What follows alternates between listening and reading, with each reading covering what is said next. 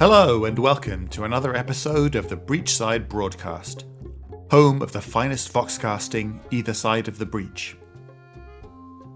On today's episode, we meet two women named Viktoria. Many think they are identical twins, but the truth is far stranger. Viktoria Chambers is a human mercenary, while the second Viktoria is a doppelganger who was originally sent to kill Viktoria, but is now her lifelong ally. We meet the Viktorias as they hunt Titania, the fairy queen. I hope you enjoy part 1 of Bloodlust, right after this word from our sponsor.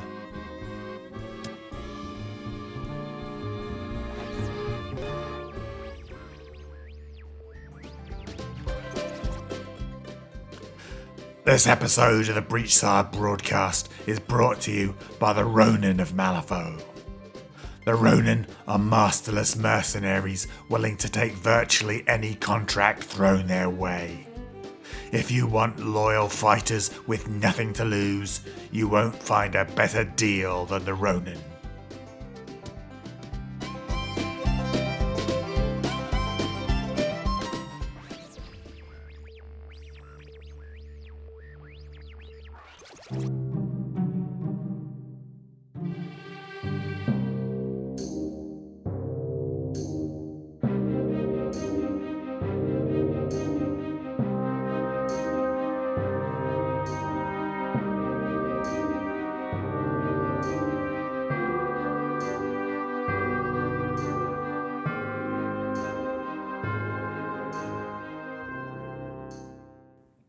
Bloodlust by Tanya Ivy and Tim Akers.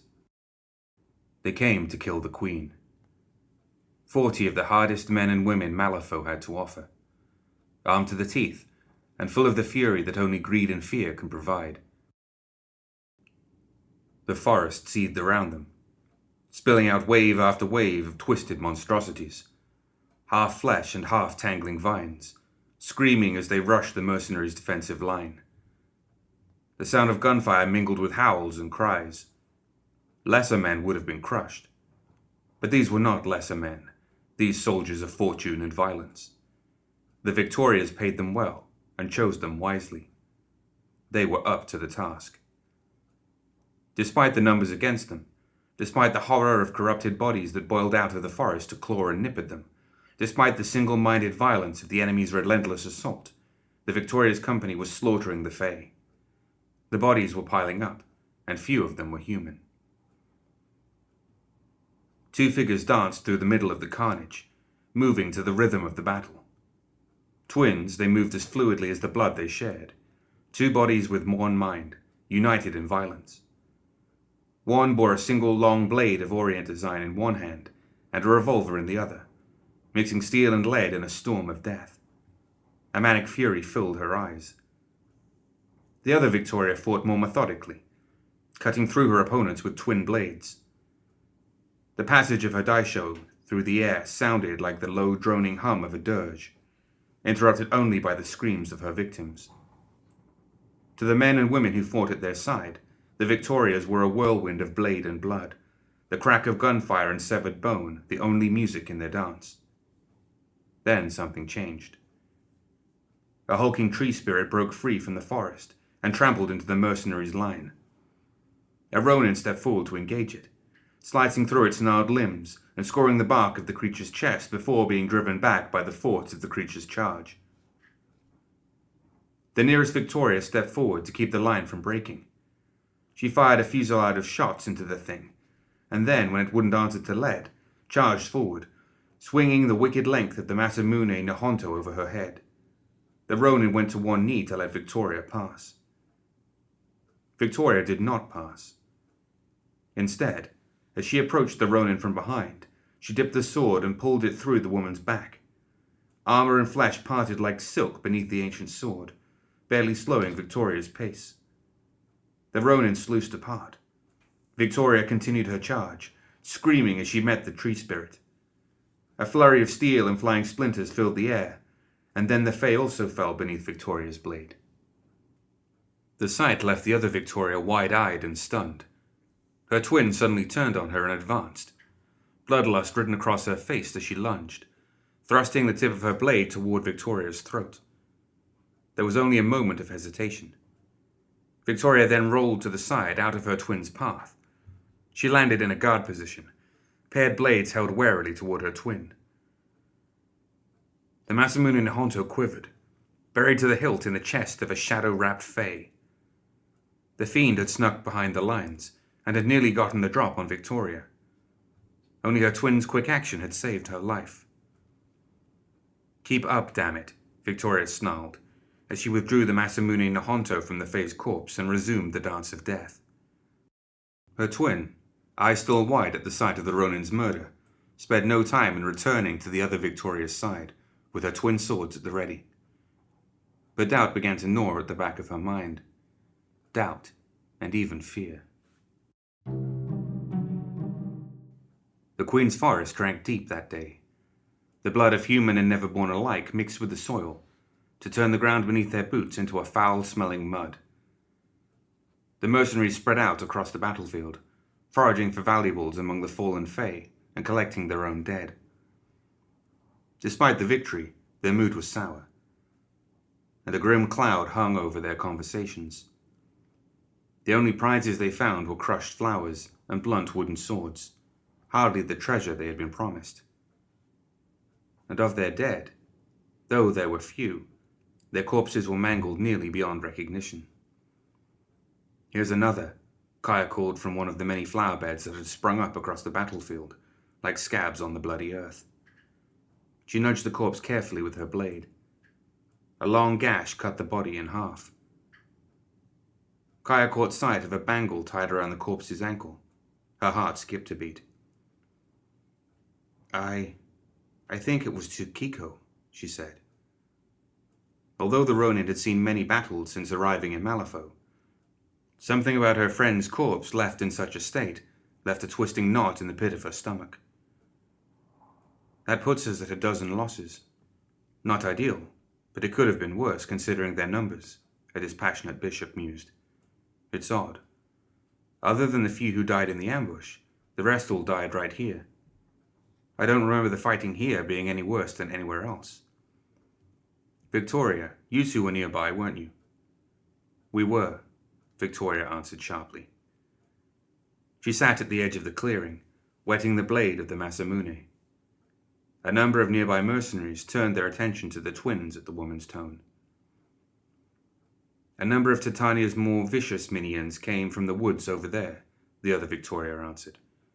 She gave her sister a look, then shifted her glare to a nearby copse of trees.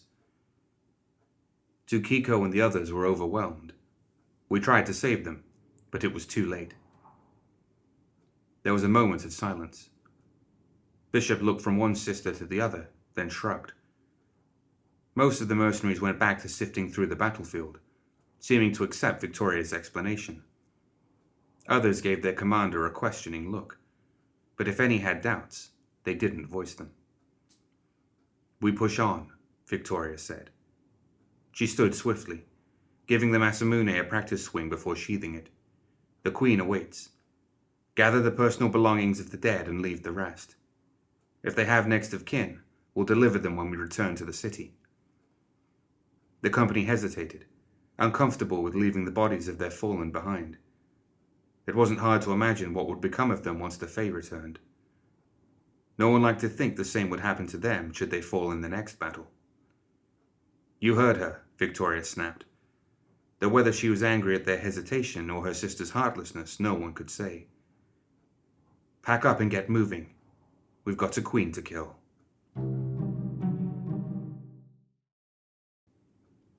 Days passed, and the company was smaller. Time moved strangely here. Long marches stretched from dawn to dusk, and then the night would come and go and come again before dinner was finished. There were battles along the way. Brief moments of terror sprinkled through the journey. Smaller Nephilim would burst from the tree line, raining chaos through their ranks, sometimes merely an inconvenience, and sometimes deadly. The forest crawled with corrupted wildlife. Every step required one's full attention. Every corner promised ambush and tedium. It wore on the company, grinding them down in both body and mind. And when they slipped, when their guard dropped or their mind wandered, the Fae would strike. Every night they buried another. Tonight they buried John the Brute. To John and his weird obsession with Nephilim girls, one of the mercenaries shouted as he brought his glass up. The flickering light of the campfire reflected off the faces of a half-dozen mercenaries, faces already flush with cheap whiskey and nerves. Calls of "To John" filled the camp from a number of fires, and even one or two from nearby tents, where mercenaries had given up trying to sleep with the ruckus outside. Sue drank, then spat the swill into the flames. Wincing, he produced a bottle from his private stock and passed it to his fireside companions. They took it gratefully, muttering their thanks as Sue returned to strumming his guitar. Bishop, Big Jake, and Kaya sat quietly around the flames. John had been one of them, and a good friend, a good fighter.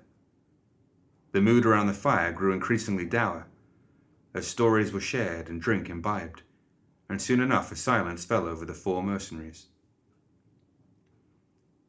"There's something strange going on."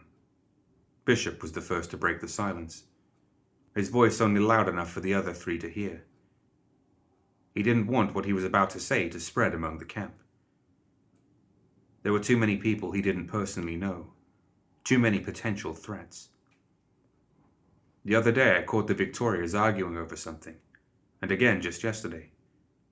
I've worked with those two more times than I can count, and not once have I seen them bicker like that. "What can those two have to argue about?" Kaya muttered. "Which one gets to hold the Masamune tonight?" I didn't hear what it was all about. Didn't want to, neither.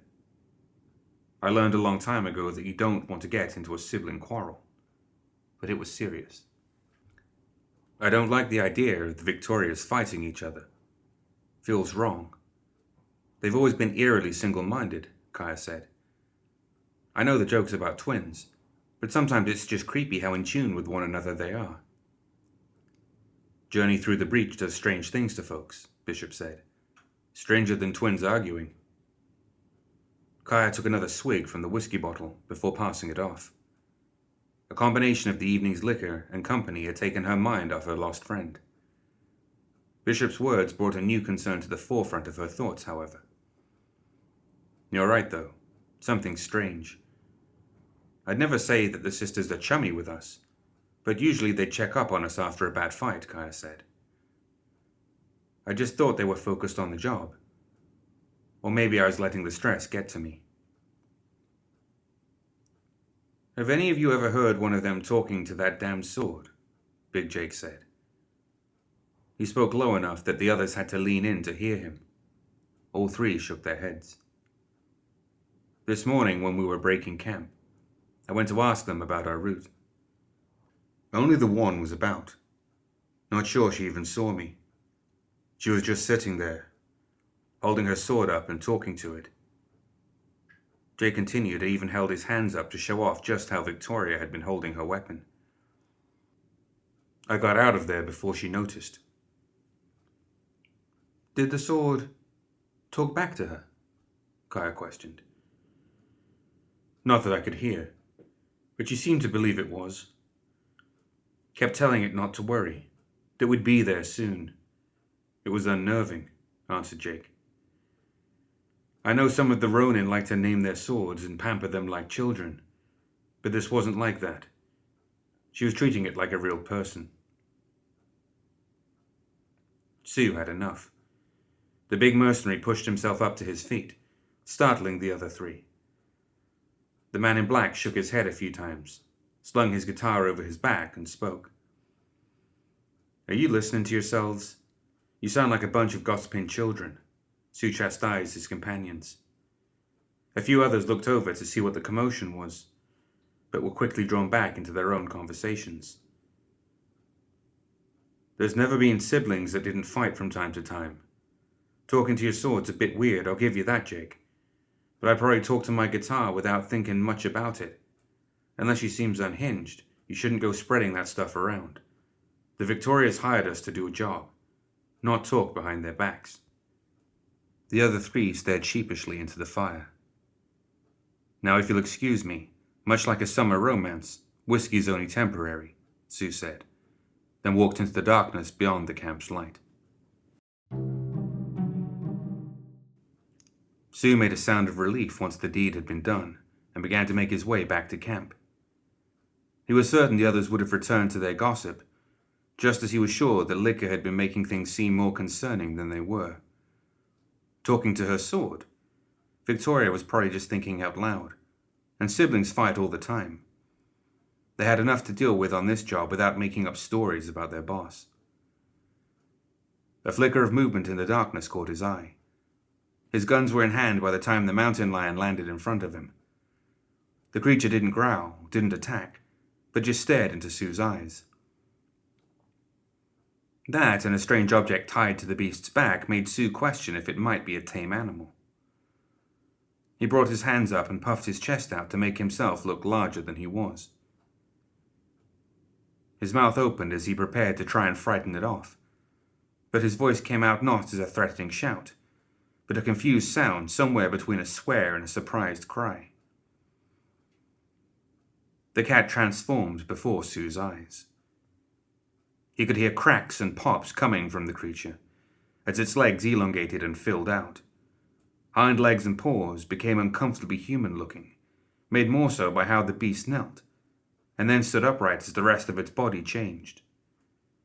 The process was over quickly, though that was small comfort for Sue, who had to watch as the feline became a wild, blonde woman.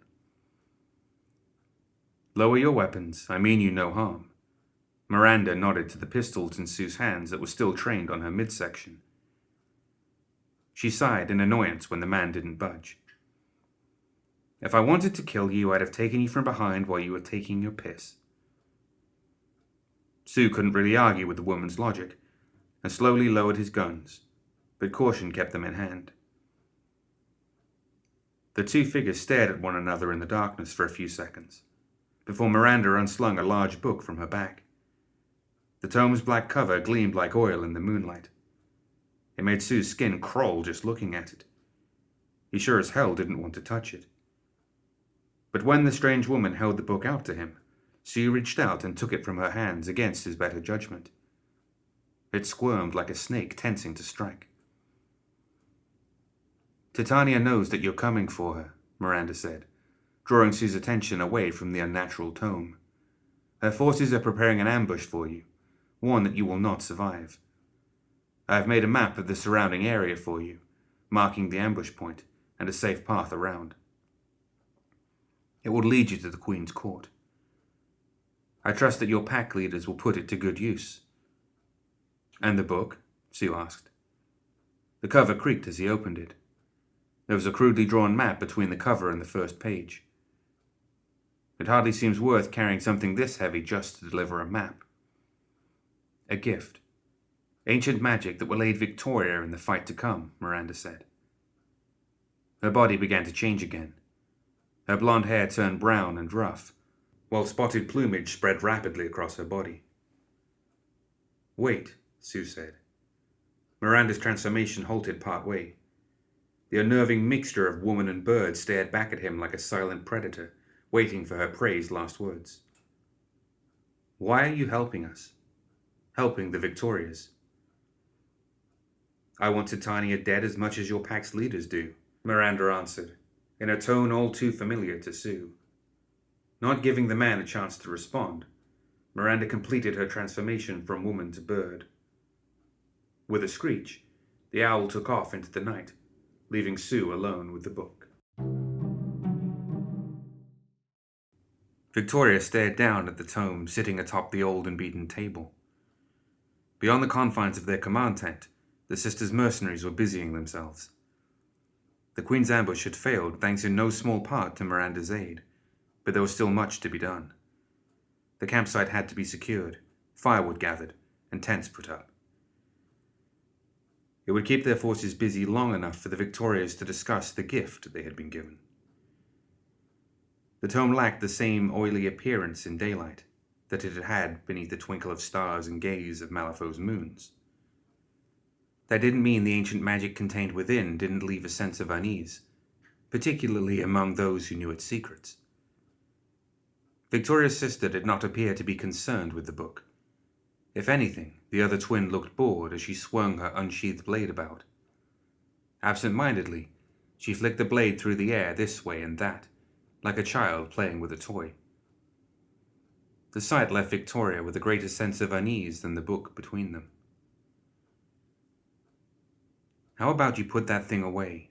We've got a lot to talk about before we break camp tomorrow," she suggested. She couldn't hide the nervousness in her voice. The concern she felt for her twin was nearly at a breaking point. Ever since arriving in the wildlands, Victoria's sister had been growing increasingly erratic. Killing their own people had just been the first sign that something was wrong. "What are you talking about? It's been sheaths since," Victoria shot back, but stopped mid-sentence as she noticed the sword in her hand. "I'm just practicing," she said, smoothly sheathing the Masamune. "What's got you so worked up, anyway?" Her sister waited for several seconds before she closed her eyes. It wasn't worth getting drawn into another argument. She motioned to the book. "The text is Neverborn," she said, opening to the page that had been marked for them. The text was familiar to anyone who had studied the language of Malifaux's natives. In one of the Victoria's case, there had been no need to study, no need to cross-reference a linguistic primer or textbook. It was her language. "It's a spell, to summon the cursed one, Killjoy." "A friend of yours?" Victoria's sister asked offhandedly. "He's a monster. There are stories of his strength and his bloodlust. An undead creature from before anyone can remember," Victoria answered. "He's a disgusting abomination, but one that could easily turn the tide of any battle for those willing to meet his price. I'm concerned that the book doesn't say exactly what that price is." "I don't need the help of some walking corpse," Victoria said. She drew the Masamune Nihonto in a smooth motion and plunged it into the wooden table. The table split open with a crack, startling Victoria and drawing a laugh from her sister. A grin spread across the woman's lips, confident and wild. "I can handle anything Titania throws at me." "We don't know everything she has at her disposal," the other Victoria began to argue before her sister's voice snapped. "I don't need any help. Not from this Killjoy monster, not from the mercenaries outside. I don't even need you." The word stung Victoria more than she cared to admit, but she held her tongue. They didn't need another argument, not when they were so far from Malifaux and surrounded by such dangerous enemies. Their prize was close. They couldn't afford to waver now. "It doesn't hurt to have some sort of backup plan," she said. "I don't want to return to Malifaux and explain to Vanessa why most of our girls are missing." "If you're so frightened by the Neverborn Queen, then take the others and flee with your tail between your legs." Victoria withdrew her blade from the table and brought the point towards the tent's flap. "As long as I have the Masamune Nihonto, I don't need you or anyone else. I will march into the Titania's court and behead her by myself if I need to. And no one, no thing, will stand in my way." Her sister felt an anger rising, a flame in her chest that wanted to be let out. Instead, she snatched up the tome and strode from the tent without another word. Let her sister believe what she wanted. Victoria would do whatever it took to win tomorrow's battle. Victoria walked casually through the camp, tome in hand. She needed time to calm down. Maybe her sister was right. Maybe they could take on Titania without Killjoy's help, but she would rather be sure. Around her, the camp buzzed with activity. The company of mercenaries scuttled about, preparing for the morning's battle, or at least distracting themselves from the fight to come. Or maybe they were just trying to appear busy, to impress the boss. It didn't matter. Victoria had a plan. Now she just needed to find the right volunteers. She had a number of potential candidates. These men and women had sworn to fight and die for their cause, or at least for the promised paycheck at the end. Most were driven by greed, of course, but the end result would be the same no matter their conviction. They were willing to die for gold. And whether they died in battle, or as the result of something else, it didn't matter to Viktoria, as long as they won the fight, as long as Titania died. The sound of laughter drew Viktoria's attention to a quartet of Ronin sitting together. They were busy cleaning armor, sharpening swords, checking and double-checking the ammunition in their pistols. Viktoria remembered that life, a simple existence of the weapons to hand and the friends who fought by your side. But she had other worries now, and other weapons. "So how do you tell them apart?" the youngest of the 4 Ronin asked, the amusement of her seniors. "You can't. We've tried," Kaya said with a laugh. "I've tried all sorts of tricks. Looked for distinct markings, personality quirks. Only thing that comes close is that one likes to use a single blade and the other likes to use 2. Wouldn't that be enough?" "You'd think so, but no. I think they change who uses what every so often to keep people guessing." "And how would you know?" Viktoria asked as she walked up to their campsite. Her voice jolted the Ronin out of their reverie. The 4 girls began to stammer out apologies. Viktoria raised a hand to silence them. "You needn't apologize. We intentionally match our mannerisms, clothing, and fighting styles to leave others confused. Frankly, it's gotten to the point where we're not even sure which of us was born first." "There are ways to tell us apart," Viktoria continued. Her smile became more of a smirk as she briefly considered telling these girls the truth. She wondered how they would take it. Would they think it a joke? Would the truth break them? No. No sense in telling them that bit of information. Still, she held them in rapt attention, and it would be a waste not to use it. "She's fond of raspberry pastries. Can't stop eating them. It's a disgrace," she said. The Ronin stared at her in confusion, trying to figure out if Viktoria was telling them the truth, or pulling some sort of joke on them. Eventually the 4 laughed. Whether it was true or not, the idea of one of the Viktorias buying an entire bakery stock of pastries in her downtime held entertainment. Viktoria waited until the laughter had died down, before she held the tome out to the nearest Ronin. Confused, the girl took it and gave a questioning look to her commander. "I've marked a page in there for the 4 of you to memorize for the upcoming battle," Viktoria said, smiling warmly. "Of course," Kaya said. "But if you don't mind my asking, why?" "It's a spell. A dangerous one. But it could win the battle for us. Only use it on my command," Viktoria said. She reached over and opened the book for the Ronin, pointing out the spell. "Don't say the words aloud until you're given the instruction to do so. Our target has eyes and ears among the trees, and we don't want her to know what we have planned until the trap is sprung." Viktoria watched as the Ronin eagerly leapt upon the tome. Cries of "Yes, Viktoria" left their lips, but their admiration was lost on the woman as she turned and left the girls to their studies. Thoughts of the coming battle filled her mind once more. "Desperate battles, desperate weapons," she muttered to herself. "Everyone dies eventually. Why not here? Why not them?"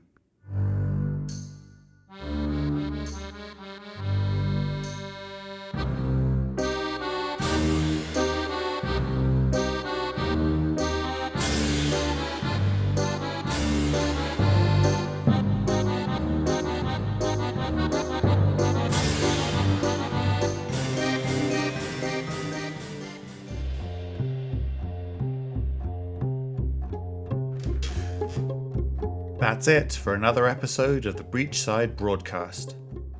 Join us next time for the conclusion of Bloodlust on Tales of Malifaux.